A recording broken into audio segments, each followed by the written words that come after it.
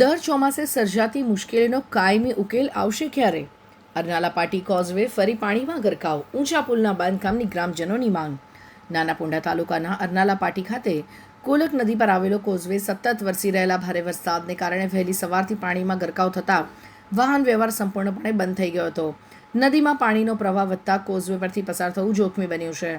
સાથે જ કોઝવેની બંને બાજુની સાઇડ રેલિંગ તૂટી જતાં અકસ્માતની આશંકા પણ વધી ગઈ છે. સતત બીજા દિવસે માર્ગ બંધ થતાં અરનાલા પાટી સહિત આસપાસના અનેક ગામના લોકોને ભારે મુશ્કેલીનો સામનો કરવો પડી રહ્યો છે. શાળાએ જતા વિદ્યાર્થીઓ, સરકારી અને ખાનગી કર્મચારીઓ, દૈનિક મજૂરો તેમજ વેપારીઓને પોતાના સ્થળે પહોંચવા માટે લાંબા વૈકલ્પિક માર્ગનો ઉપયોગ કરવાની ફરજ પડી રહી છે. સ્થાનિકોના જણાવ્યા મુજબ દર વર્ષે ચોમાસામાં આ કોઝવે પાણીમાં ગરકાવ થતાં ગામો વચ્ચેનો સંપર્ક તૂટી જાય છે.